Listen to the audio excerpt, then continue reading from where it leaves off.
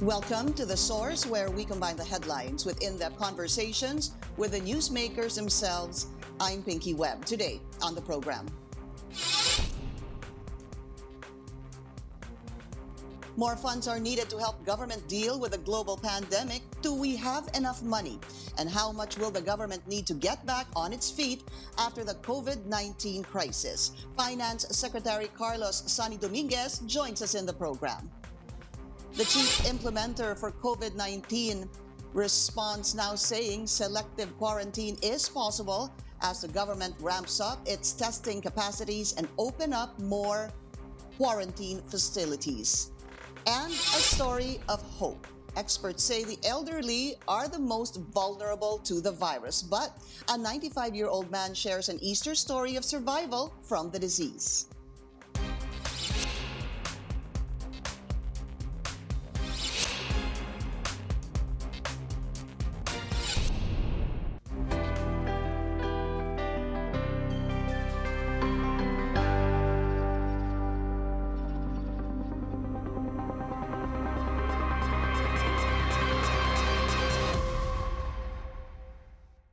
COVID-19 response chief implementer Carlito Galvez opens up the possibility of selective quarantine in different areas once the government's Luzon-wide lockdown is over. But this, he clarifies, this will depend on several factors. These include mass testing of suspected cases, patient recoveries, and the reduced number of new cases and deaths. He also says government has to look at the increased capacity of healthcare units in dealing with the pandemic. Sinasabi ni Dr. Kasay na hindi nagkamali ang pamahalaan sa pagpapatupad ng ECQ. Kanyang idiniin na kinakailangang masuppress natin ang paglaganap ng sakit. Kaya po, napakahalaga ng suporta ng taong bayan dito sa ating ECQ or lockdown. Kaya po, inuulit po natin, please stay at home. The Philippine government and private donors stepped up with aid worth billions of pesos to address the COVID-19 crisis. Yet, in his address to the nation last week, President Rodrigo Duterte says that the over 200 billion peso special budget given to him under the Bayanihan to Heal as One law is simply not enough. The government needs more funds. Mr. Duterte adds he's mulling on selling some government assets to keep the country afloat during the COVID-19 pandemic. But how much budget does the government have? Can we afford to extend the Luzon-wide enhanced community quarantine beyond April 30? Let's go straight to the source of the story. We have Finance Secretary Sonny Dominguez III. Secretary Dominguez, welcome to the show and thank you for your time. Thank you. Good morning, Pinky. Very happy to be on your show. Thank you.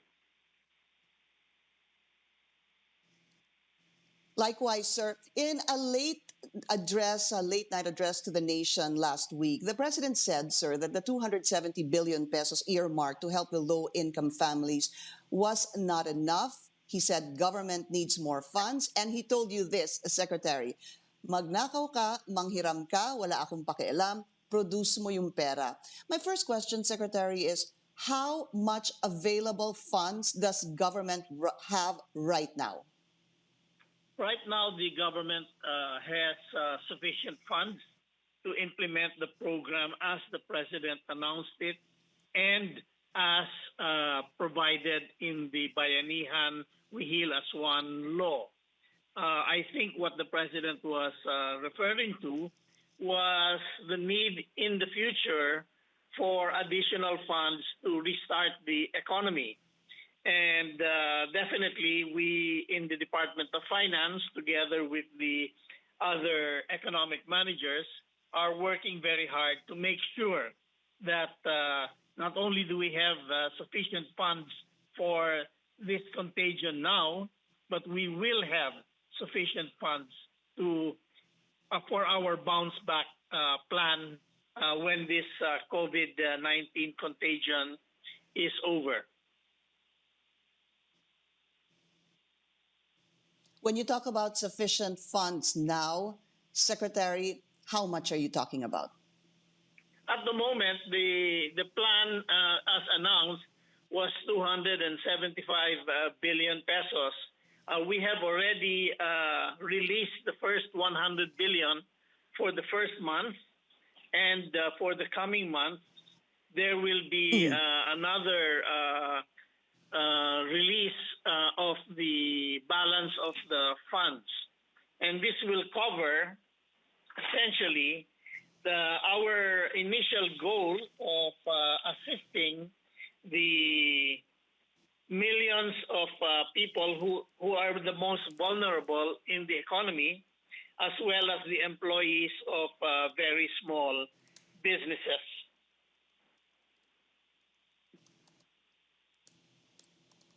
When will the next 100 billion be released, sir? The next 170 billion actually will be released towards the beginning of May.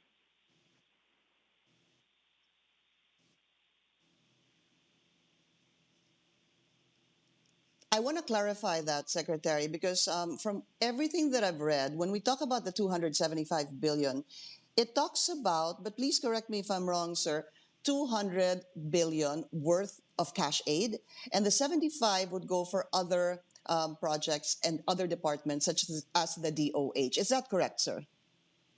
The total program actually is 1.3 trillion pesos, okay? And we have provided your staff with the 4 pillars for the recovery plan. This first tranche of 275 really is out to achieve our first goal of providing the funds for the vulnerable families. The rest of the funds are going to be provided for assisting the DOH, improving their facilities and in the future their programs, and right. funds that have been provided together with the BSP to keep the economy afloat by providing us liquidity. So you mentioned the 1.1. Sorry, there was a part, sir, that I lost you. We're looking at, government says they need about 1.1 or 1.2 trillion pesos for this COVID-19 response. So the 1.1, sir, or the 1.2, is this on top of the 75 billion pesos, or is this included in the over 1 trillion pesos? It is included. You have to remember that the response is not only through cash provision, but it is also through provision of liquidity for the entire economy to keep on moving. So it's really quite simplistic to say it's 275 billion. We already have provided, as I mentioned, the program is already for over 1 trillion pesos, which is quite a big amount considering the size of our economy. Right.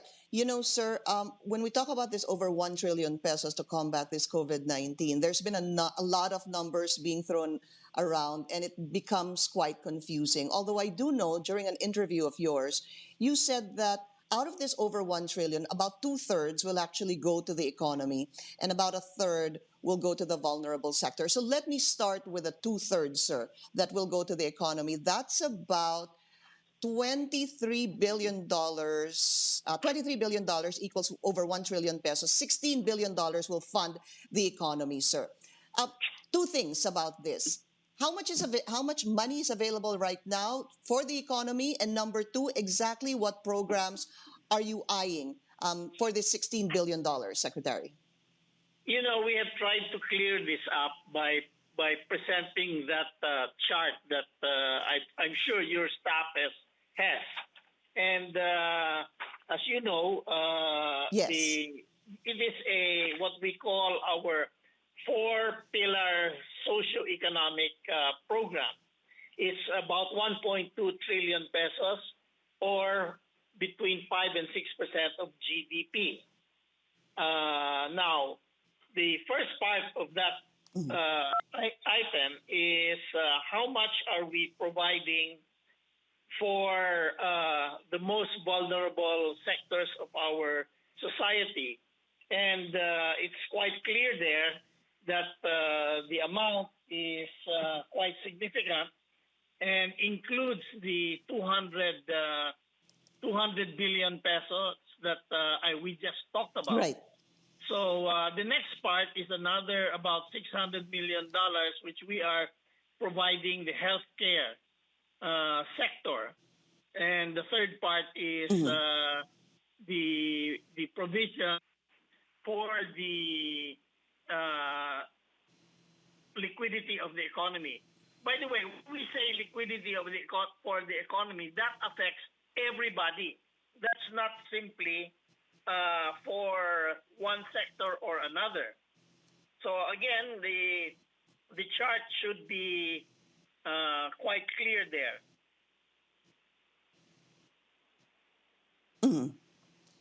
I want to zero in, sir, on this $6 billion, roughly that's about 310 that will go to the most vulnerable sector, sir, because a lot of people are still asking, nasaan na yung pera? Yung iba, sir, hindi pa daw nakakatanggap. Ano po? However, I wanted to ask, so if you're looking at about 310 billion out of this 1 trillion to go to the most vulnerable sector, minus, sir, the 275 or 200 billion in cash assistance to, again, the low-income families, does that mean, sir, there's only 100 billion left out of the initial earmark for the Bayanihan to Heal Us One Act, sir?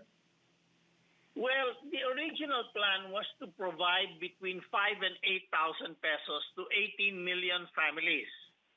Okay? Now, that That's is right. our estimate of the number of vulnerable families. And these are the people who actually do not have steady jobs. They are people who are in the what we call informal economy.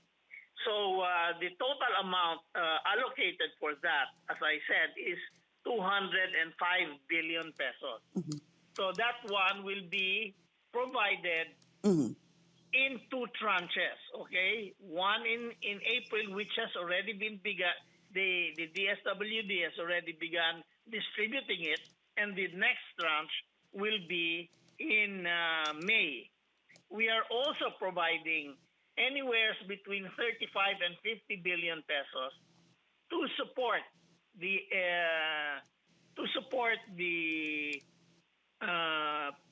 employees of the small and medium enterprises. On top of that, we have other programs SMEs. in that sector that will help employees of the smaller companies. Okay. So I understand, sir. 5 to 8,000 will go to the 18 million families that belong to the informal sector. That will be, again, of course, in two tranches in April and then in May. And then on top of that is 35 to 50 billion for SMEs, sir. My next question would be, what happens to the middle class? There's been a call by Cavite Governor John Vic Remulla to include the middle class. In any of the numbers that you're talking about, Secretary Dominguez, will the middle class be able to get some sort of help from the government? In fact, the Bayanihan Act, Bayanihan Heal Us One Act, addressed the middle class concerns first by allowing the loans, by requiring the banks not to collect loans immediately, by giving them a period to delay the payment of the amortization, by not allowing the banks to charge interest on interest, and also this covers also the payments for credit cards those are designed primarily for the middle class, because it's the middle class that has housing loans, it's the middle class that have credit card loans, Right. etc. So the middle class has been assisted in that fashion.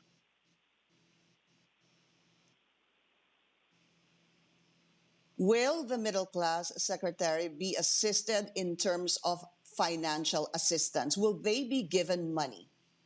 I doubt it at this point in time. Because when we define middle class, we define middle class first of all for those people who have regular jobs.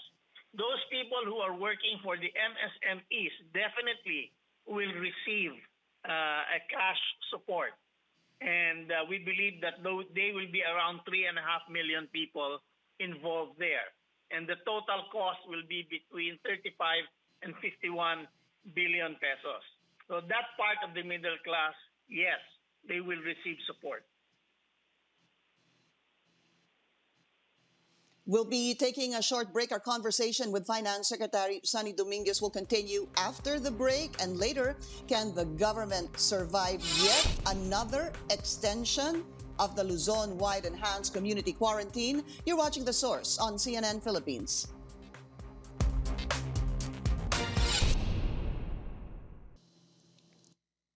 Welcome back to The Source. The government is also bracing for the long-term economic impact of the coronavirus crisis. In a media briefing last Thursday, the Finance Department says that around 1.2 million Filipinos will suffer unemployment and an economic growth of 0 to -1% for the year 2020. What are the recovery measures for the Philippine economy once the crisis is over? And will the Finance Department support another extension, a possible another extension of the Luzon-wide lockdown? Joining us still on the show, Finance Secretary Carlos Sonny Dominguez. Secretary, I want to zero in now on this 1.2 trillion needed to combat this crisis, sir. In very simple terms, can you tell me how much out of the 1.2 million, how much money will be coming from government and how much is going to be borrowed? Well, as I mentioned last week, first of all, you have to realize where we're coming from, okay? We are coming from a very strong financial performance. In the last 3 years, we have grown our economy by an average of 6.4% per year, okay? We have a very good credit rating. In fact, we were just upgraded for our credit rating. The president has managed the economy in a very rational way, particularly has increased the revenues per year, but has only spent the funds in projects that are economically viable. So we are in a very strong financial position now. So we are in a good position to take this hit from this COVID problem. Now, we expect that our growth is not going to be very large, probably zero, and probably even minus 0.8%. Our budget deficit most likely will rise from 3.5% last year and an average of less than 3.2% on the last 2 years, will probably go up to 5.3% of GDP. We will probably have 1.2 million people who are temporarily jobless. However, our debt to GDP ratio is very healthy. From a high of 70% in the early 2000s, we are only now 41%. We will probably increase this debt to GDP ratio up to 47%, something we can very well afford. So we are in a good position to handle this COVID virus issue. So we will have sufficient funds and if we need, and we will be borrowing from the ADB, the AIIB, and the World Bank first before we go to the commercial markets, in order to finance our needs.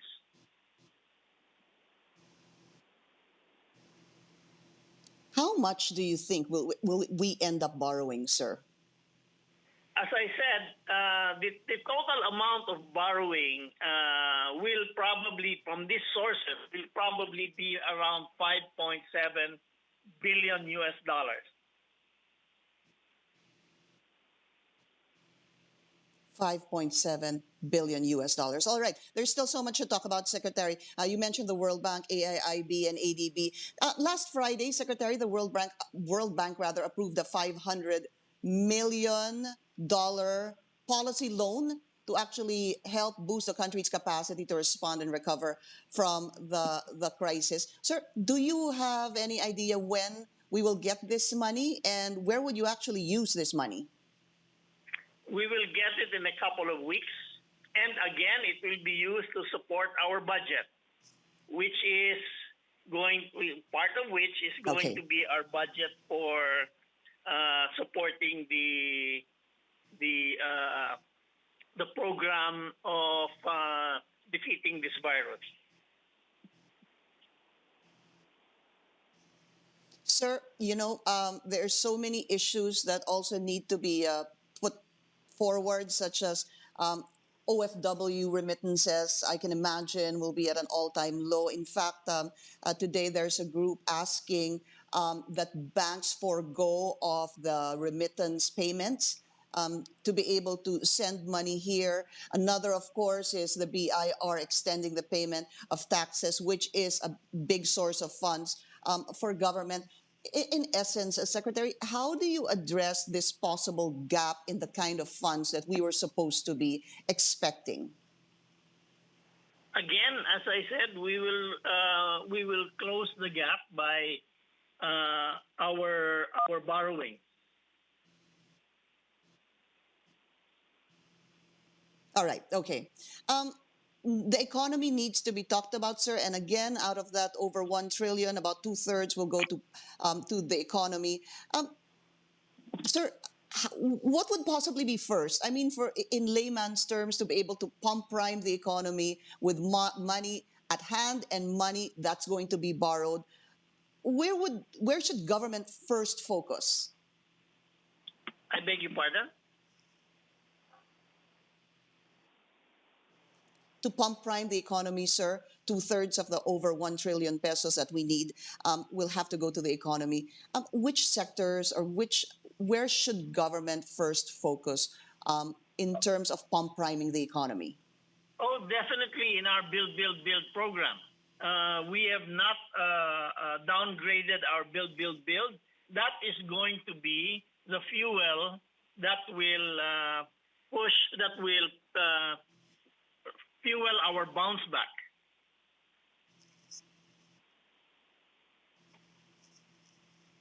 Secretary, on a last note, I wanted to get your thoughts on this. Can we still afford a possible extension of the quarantine beyond April 30?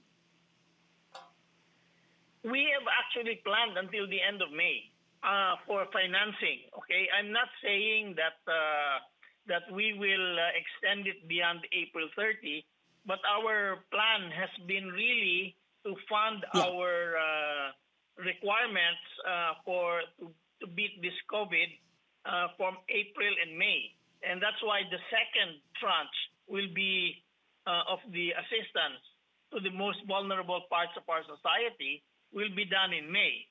So we are prepared to fund this program as is until the end of May, by which time we hope that by early May we can start beginning to open the economy as announced by Secretary Galvez earlier. But again, before we open that economy, I think it is very important for us to know the potential risks of doing so. Should we expect additional infections? Will these infections overwhelm our hospitals? Right. Will there be additional deaths? So that's why we have to be very careful when we evaluate how and when we are going to open up our economy. And if there is a possible extension, sir, I understand what you're saying. Everything's been programmed until May. But if there's a possible extension, can we still afford money to help the public until June? We will make sure that there will be enough funds to support those decisions. But again, we are watching this very carefully, as most countries in the world are, and we are watching this very carefully, and we are moving very conservatively. Secretary Sonny Dominguez, sir, I'd like to thank you for your time. I know you're very busy, and it's good to know you're well, Secretary. Thank you. Thank you, and keep well too, and for all your colleagues in the station. Thank you. Thank you, sir. A 95-year-old COVID-19 survivor is now a symbol of light for Mandaluyong City. We have that story coming up in just a bit. This is The Source on CNN Philippines. Please stay tuned.